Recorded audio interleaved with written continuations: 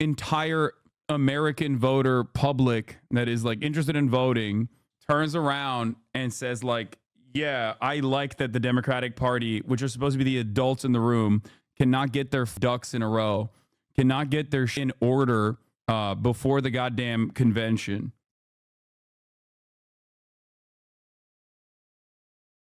And we're covering the actual interesting drama, okay? White House in crisis. It's not on an open field, I don't think. White House in crisis.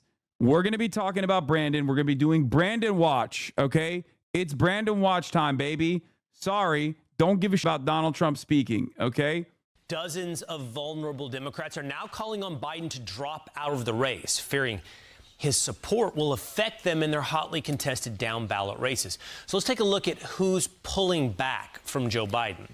These are the 34 congressional Democrats who have joined those calls, some of the most notable being Congressman Adam Schiff of California recently calling for Joe Biden to step aside. Also, Montana Senator John Tester yesterday, and vulnerable... Bro, wait, Hasan, not a political commentator? Why are mods saying you shouldn't cover politics? Brother, I don't know if you know this, but, like, there is no one on the planet that talks as much about politics professionally as I do. Like, you think Jake Tapper is just... after he's done with the, like, maximum 3 hours a day of his, like, political coverage 4 times a week, you think he's, like, being demanded to talk about politics 24/7? I'm a one-man news room, basically. You understand? It's Saturday. We're going to play 2v2 basketball later. I'm very excited about it, okay? I don't just do politics, okay? We're going to do politics right now because it's the election cycle, and obviously I am very invested in what's going on, but, like, you know, be normal, right? Not everybody in this community also comes in for, like, nothing but politics. There's plenty of others. I do variety streaming, okay? I'm live 7 days a week. I talk about politics every single day. This week, I've done like 10-hour streams back to back to back, 11-hour streams, 12-hour streams. Sometimes I'm going to, you know, take it down a gear, all right? I'm a human being. Just if you enjoy it, you enjoy it. Give it a shot. If you don't like the basketball talk, or if you don't enjoy the drama and all the other stuff around, like, you know, collaborations and whatnot, then you don't have to watch it, right? Anyway, let's get back to Obama, or Biden calling Obama a puppet master. That's the drama that we're going to be talking about. Ohio Senator Sherrod Brown announced that he wants to see the end of the campaign for Joe Biden as president. Now, these are some of the Democrats who haven't yet joined those colleagues, but they could make a huge difference in the landscape given how competitive their re-election bids are. We're watching Pennsylvania Senator Bob Casey, Wisconsin Senator Tammy Baldwin, and Nevada Senator Jackie Rosen. All major swing state Democrats, and they would need to win in those states to secure the White House in November, both to maintain control of the Senate, try to win the House, and to win the White House. Let's bring in Rich Lowry, editor-in-chief of National Review, to join us now. Rich, good morning. Thanks for getting up early with us this morning. You know, I'm cataloging all these Democrats, Rich, that are starting to put their name on the list of those against Joe Biden. Do you think there's a breaking point? Is there one particular congressional Democrat that could make or break this decision for Joe Biden? Yeah, Nancy Pelosi. I think she's been the main driver here. When it seemed as though Biden had stanched the bleeding a couple days after the debate by just saying, I'm not going, the elite's against me, forget it. She said, well, he hasn't decided yet, right? Which was her saying, you know what, Mr. President, you haven't decided until I decide that you've decided.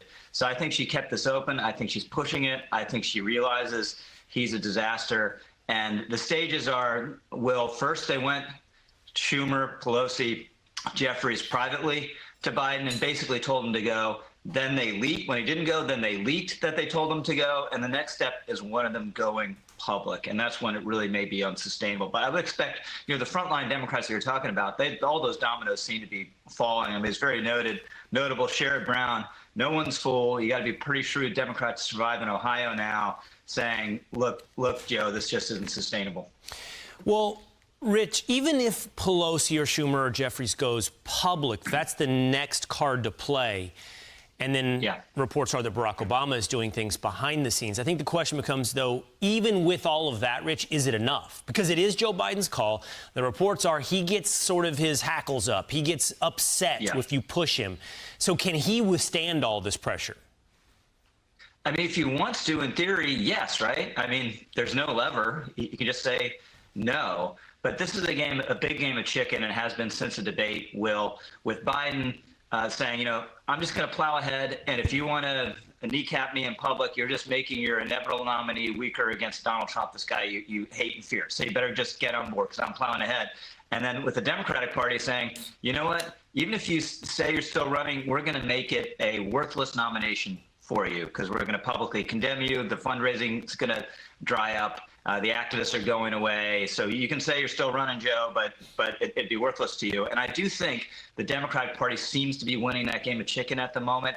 This nomination is a wasting asset for him every single day. It gets just a little bit less valuable with every public condemnation and the reports that the fundraising is drying up. So really quickly, I got to go, Rich. More likely prediction. Kamala Harris is the nominee for Democrats, or Joe Biden limps across with a defunded, unsupported presidential campaign?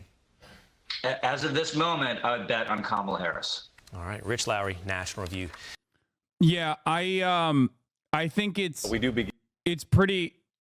Nancy, there's reporting right now on Nancy Pelosi saying that she'd be up for an open contest, an open convention. And I think that is genuinely a devastating idea. I don't think it's a good idea at all. Pelosi voicing support for an open nomination process if Biden drops out. It quite literally immediately proves what AOC was saying about the Democrats not having like a clear-eyed vision on a swift replacement. Some California House Democrats don't want the process to replace the president on the ticket to seem like a Kamala Harris coronation. And I think that is a genuinely bad idea. I mean, it's good for content. It's good for content. Like, it's good for me from the content brain. But I think it's very bad overall for the Democratic Party's future prospects in this upcoming election. I think that spells chaos. It spells disorder. There is no world in which the entire American voter public that is like interested in voting turns around and says like, yeah, I like that the Democratic Party, which are supposed to be the adults in the room, cannot get their ducks in a row, cannot get their shit in order before the goddamn convention. You know, I said this earlier, but when Biden held a rally in Michigan, Whitmer was off meeting with big damn tech donors. I think they're trying to push out Harris in favor of Whitmer. I mean, I don't know if it's the best possible idea. This CNN article quotes you as a Democratic operative. I'm coconut pilled. I just want this to stop, said one well-known Democratic operative, referring to an online meme that is taken off from an old video. You think you just fell out of a coconut tree? No, chat, that's not me. They did not ask me. Okay, this is an anonymous quote from a Dem operative that is well known. Why would they put me down as a Dem operative? Why would I give an anonymous quote? Your confidence in Kamala seems wild, to be honest. What Americans want is a new ticket. They want someone they can be happy with, and that will never be Kamala. Kamala is new. Kamala is young. Given the if Kamala has a solid team around her, which she currently doesn't, with good message, you absolutely could make a decent job out of Kamala Harris. She's 59. Yeah, guys, we're talking about the president. She's 32 years younger than the current person on the ticket. She is one HasanAbi. She is one HasanAbi or away. Or not 32, sorry. 22. Fuck, you're right. 2/3 HasanAbi away. One Black Boy Max younger. I feel like you're radically overvaluing Kamala and undervaluing the interest of chaos. No. The benefits of having more attention and more eyeballs on an open convention do not outweigh the consequences of having an open convention. So you're wrong. Like, if you guys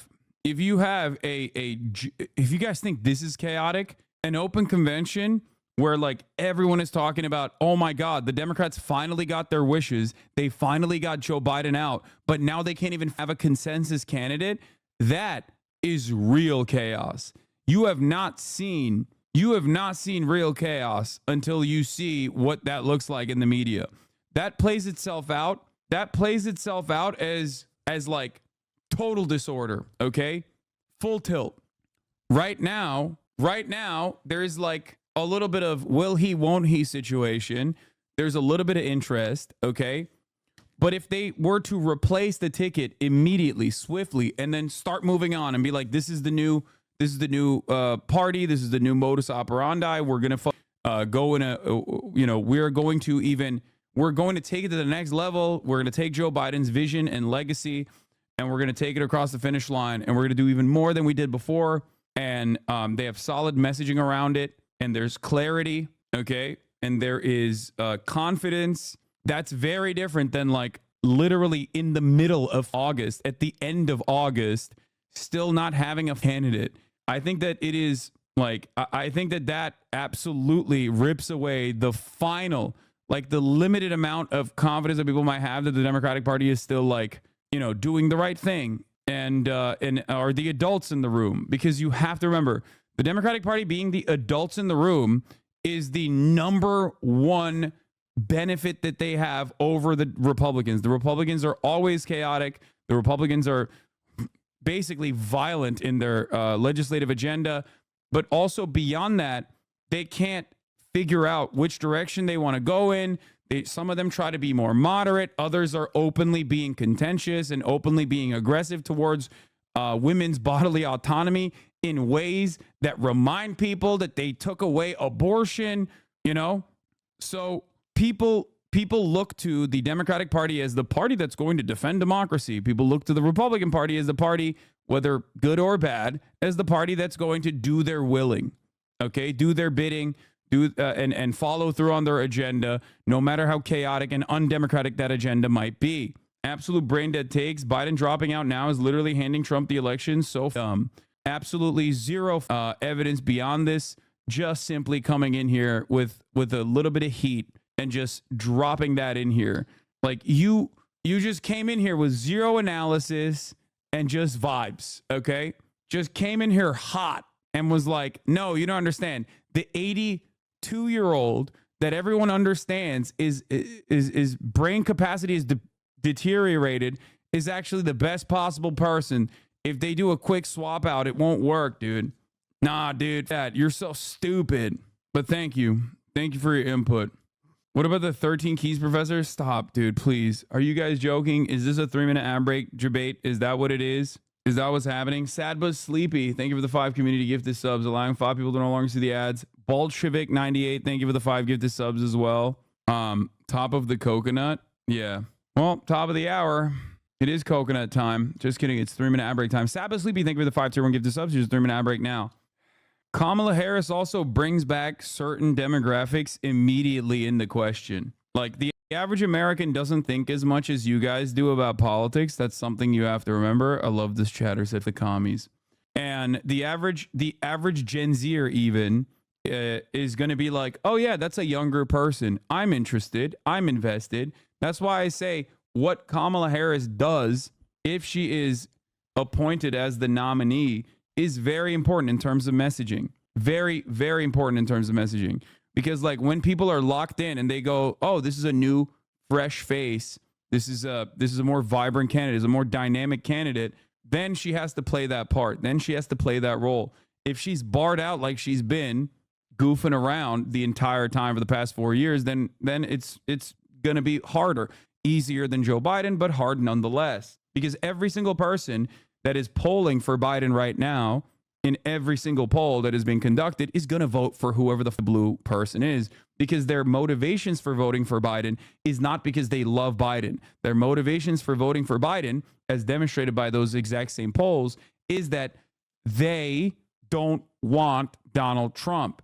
That ambition was alive and well in 2020, and it certainly is alive and well in the 2024 election. We know that. We've seen it.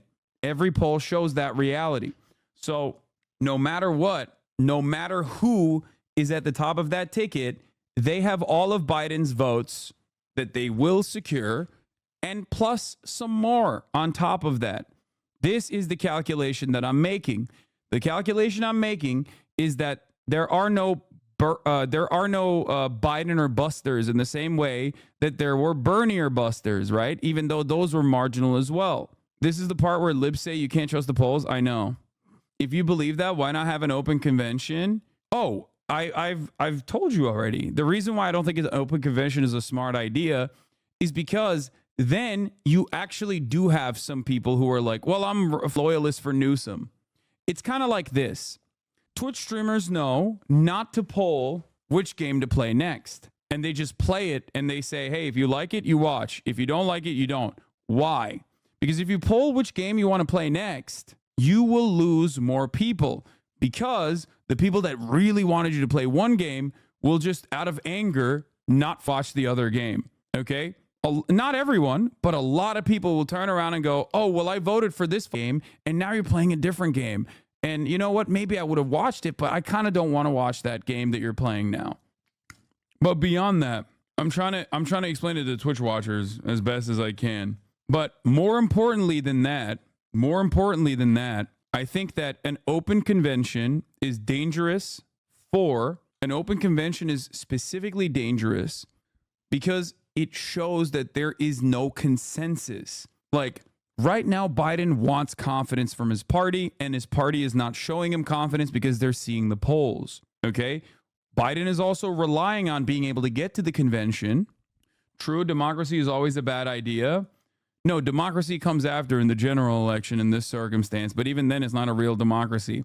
I'm just telling you guys, if you want my analysis on this, an open convention. And by the way, democracy is always a bad idea. What the fuck are we talking about? In a lot of instances, democracy unironically is a bad idea. Here, I'll give you another Twitch example. Okay? Chatters don't know what content is. Chatters all have their own opinion on what is good content, which is precisely the reason why when we go to the chat and we ask chat like what I should do, chatters will be like, oh, don't do this thing. Don't debate Andrew Tate. It's not going to be good content. They're wrong. They're just wrong. Sometimes it's good to steer the conversation in a direction they quit. Is good. It's best in order to max out the fun. Okay? Yeah.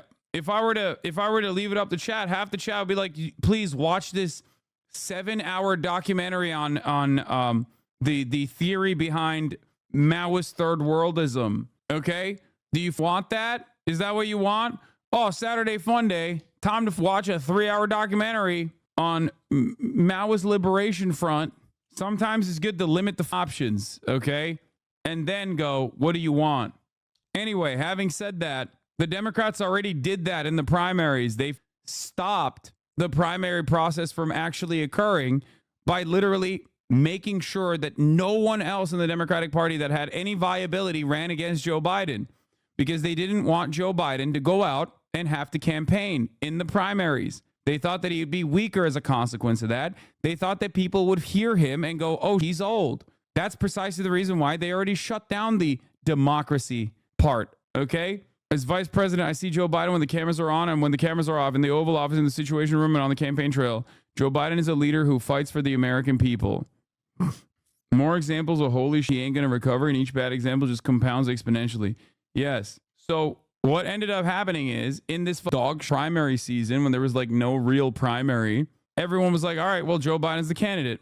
Okay. Open convention is the best to restore trust in the section of the voter base, like Hispanics, young people, industrial belt. None of these people are coming out because, wow, she's younger than Joe Biden.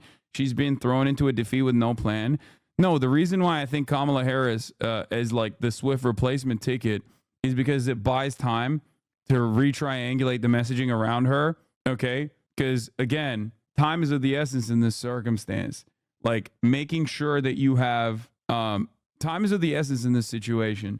Every moment is going to count, which is why Biden should have dropped out far before this moment. Okay. I'm not saying Kamala's chances are absolute lock. I'm simply stating that Kamala's chances are better than Biden's.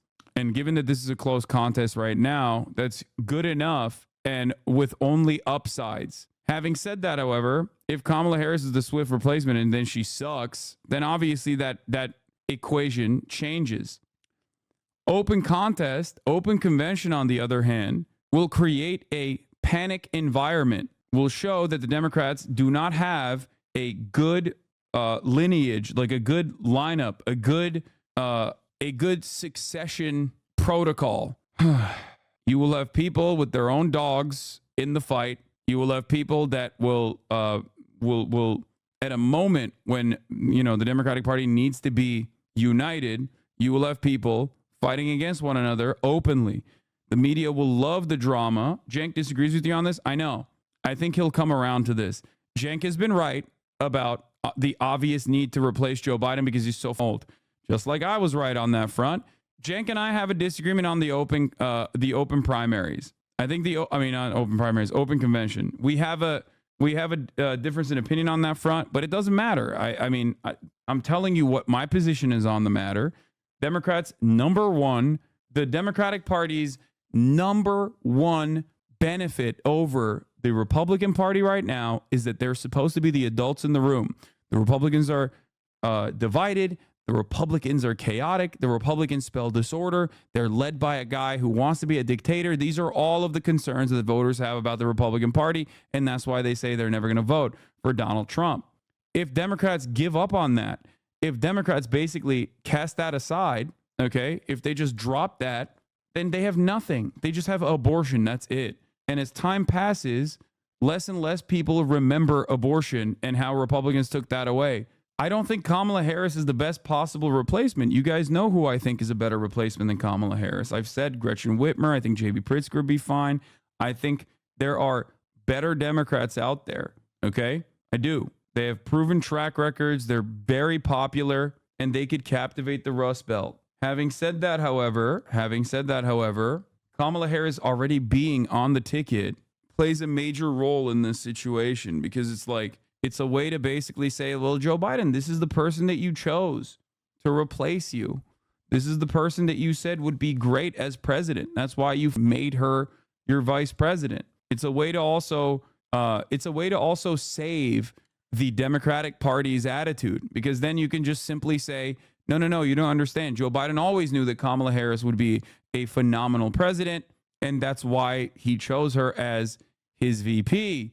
This is a way to continue the legacy of Joe Biden and the legacy of the past 4 years and the policies of the past 4 years. Now, obviously, you and I might not agree with that narrative. What legacy? Who gives a fuck Joe Biden? But that makes a coherent replacement narrative that you can set, that you can campaign on. Random person coming in at the last second, on the other hand, makes it seem like maybe Joe Biden's legacy is dog shit. And then people go, well, why am I voting for the Democrats again then?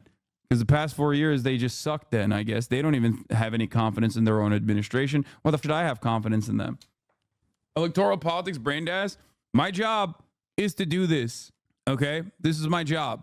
Yes, if you're not invested at all, and if you don't care, and you're like, oh, it's just a bourgeois democracy, who gives a f-? Both parties represent the interests of the wealthy. I agree with you.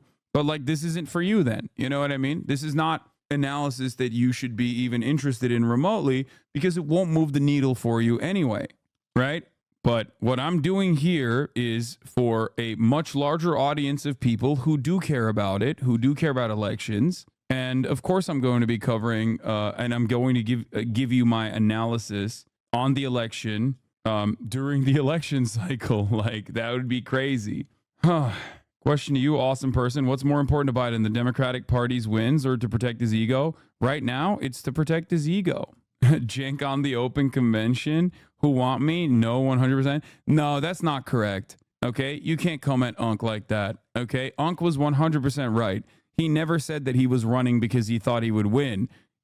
He said that he was running for two reasons. One, because he thinks it's dog shit. You can be a naturalized U.S. citizen and then still not be able to, run for president.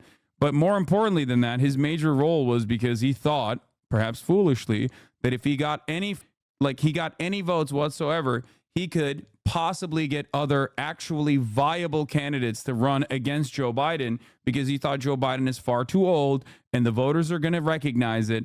And that the things that we are experiencing right now, the things that we're watching, the things that we're talking about, that literally came true were his predictions. So I think it's unfair to say, oh, like he was just running because he thought he's like delusional and he thought he can win. Like he never thought that. And he was good. He was pretty open about that as well, for the record. So anyway, yeah, analysis was correct, but execution was not. And it was a Hail Mary attempt with a low chance of success. Doesn't matter. He put his balls on the table. Okay. He did. He put himself out there and he got, thoroughly embarrassed by a lot of people.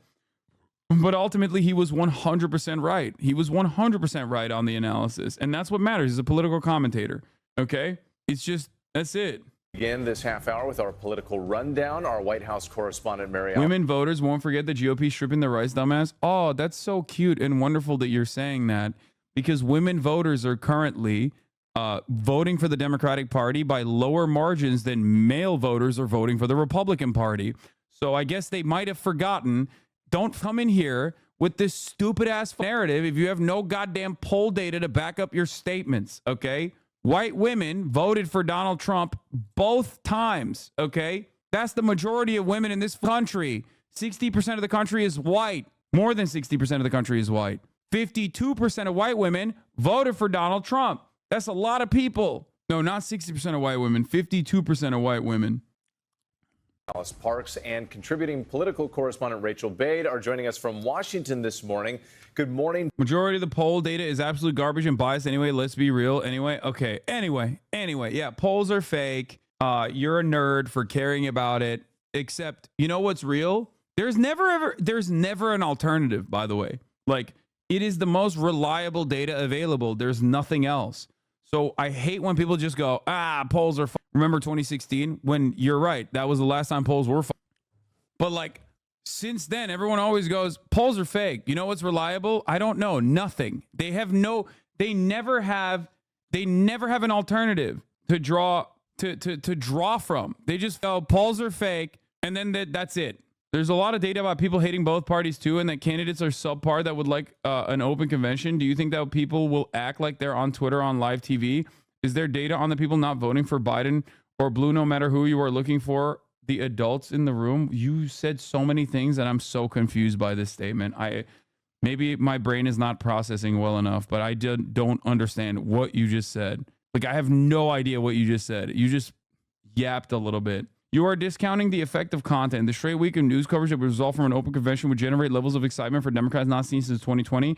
Having even a facsimile of democracy after such dogshit primary would be refreshing and allow Palestine to rise to the forefront of the issues, especially with the march on the DSC right outside here. Delusional. Oh, I think that I have too many anarchists in this community. Like you said, Palestine would be on the forefront of the issues. Like, that's like fan fiction beyond comprehension. Israel is 40,000 Palestinians minimum, okay, in the past 10 months. And Gaza is important for key demographics, the youth vote, and specifically in Michigan, right? That's very important. That's very, very important. Yes, the Lancet study's estimation is 186,000, but you guys don't know what that number actually represents. It is not 187,000 right now. You didn't even look at the Lancet. You didn't even look at the Lancet paper. You're just repeating it because you saw the headline. Shut up. Okay. Long term, 186,000 is a conservative estimate for long-term deaths as a consequence of Israel's campaign in Gaza. Okay. It's an estimation, a conservative estimation, but that's it. It's an estimation. Stop trying to correct me every time I say a number. I know what I'm talking about. Yes, it's indirect deaths. It's indirect deaths. I know. Lancet is not a bad journal. It's a great journal. You're wrong about that, though. If you don't disregard polls, why are you disregarding Kamala's terrible approval rating like Biden's? Great question. Kamala Harris's approval rating is VP approval rating. If the P approval rating is low, the VP approval rating is going to be low as well. Kamala Harris at the top of the ticket is an opportunity to completely change the agenda, or rather to refocus the attention at the presidential candidate, Kamala Harris. And by the way, Kamala Harris ran a dog primary campaign, if you guys remember. Okay? The American people want someone who's not Donald Trump who can speak. I think that Kamala Harris is Donald Trump and she can speak. That's it. to you both. Mary Alice, let's start with you. And the pressure on President Biden is growing for him to step aside. When does a decision need to be made here? Technically, not until the delegates vote. I mean, Democrats' convention is August 19th in Chicago. Many states have deadlines where names have to be formally submitted for ballots to be printed the days or even the day after the convention. So Democratic lawyers... That's the other thing. It's like if there is a contested convention, like it can run beyond the dates of the convention too, if I'm not mistaken. Yeah, Kamala is also more popular than Joe Biden, which is not saying much because Biden is fucking underwater. Kamala's disapproval is at 50%, approvals at 38.6. Biden's disapproval is at 56%, approvals at 38.5. A YouGov poll conducted more Democrats and independents who lean Democrat prefer Biden over Harris as the nominee, 47 to 32, while 21% said they weren't sure. Margin of error, 4%. Yeah, I'm telling you right now, this is the reason why I said that the replacement must be swift, and then Kamala Harris has to fucking start campaigning like a demon. I was curious, so here's Trump. Yeah, Trump has 38.6% approval, 57.9% disapproval. Are you getting a press pass for the DNC? Yeah. One reason I doubt there will be a mini primary now is that I don't think one of the other major candidates would run. There's not enough time for them to win support. The process would be too unclear. Party is too exhausted. Harris looks too strong. People shouldn't underestimate how closely party elites have been watching her these last few weeks and how much she shifted opinions in her favor. You might get some token opposition from people who want to raise their profiles, do CNN town halls, etc., which could be good for Harris because her win would be both contested and overwhelming, but strongly doubt you'd get Newsom. Whitmer already said she won't run, Shapiro, Bashar, etc., safer for them to position VP for 2028. Those are last term's poll numbers. 53.9%. He's plus 12% unfavorable. His favorability is at 41.5. His unfavorability is at 53.9. If Biden had stepped aside weeks ago, it might have been different. If Jamie Harrison had been thinking through options rather than making himself a Biden no matter what guy, maybe it would have been different. But that's my read of where the party is now. Caveats, everything is fluid. Biden might still refuse to step aside if Harris falters. That could change sentiment, etc. Do I really think Harris can beat Trump? I think, depending on how this campaign restructures itself and how it messages going forward, yes. Yes, I do. There are so many factors at play, obviously. There are so many factors at play who her vice presidential pick is, because people will care about that this time around, okay? Perhaps a little bit more than they normally would, because this is a unique predicament. Like, all of the polling being conducted right now is being conducted as Biden is refusing to step down. All of the polling being conducted right now is being conducted at a time when Kamala Harris's approval rating is still tied to the president, okay? Which is why it's lower than it would be. Like, if she's the governor of her own state, then her approval rating would be unimaginably high. This does not reflect the fucking presidential ticket at all. It's like looking at Gretchen Whitmer's approval rating currently and then comparing it to Kamala Harris. It's like, no, that's her own person. That's being analyzed by herself. Kamala Harris as the VP, which is a less significant, which is basically a secondary to the actual administration. If the administration is actually unpopular, then yeah, obviously Kamala Harris is going to be seen as unpopular as well. What do you think of the earned free media coverage value will be if it's a totally new ticket? It's going to be insane value. The adults in the room, Meta is no longer in the room with us, I'm afraid. No, I think that is the most important part about it, because you can still message around like, we got together and we did the right thing. Joe Biden is actually, Joe Biden actually came to this on his own because he's an adult and he wants to save democracy. And that's why he knows he's fully confident in Kamala Harris. That's why he chose Kamala Harris as his vice president 4 fucking years ago. Like, that completely takes the conversation, that completely destroys the narrative. Like, oh, Democrats are so chaotic. They're so crazy. They don't know what the fuck they're doing. I've talked to say that they know they could still face some challenges if Biden were to drop out, because primaries have already happened. But as long as something is done by that convention, they feel okay. Now, of course, we know the Democratic Party is considering this potential virtual roll call, actually the first week of August. Delegates would vote ahead of time. They're going to finalize those plans next week. So if they don't move that virtual roll call, then I think that really becomes the deadline. No one wants to fight after delegates have voted. But look, that's sort of the legal, formal side. Politically, I would say something has to budge this week. I mean, this staring contest between the Biden campaign and leaders in his own party is not sustainable. It is now clear that Democratic leaders on Capitol Hill are actually seeking a change. It's too much for Biden to ignore.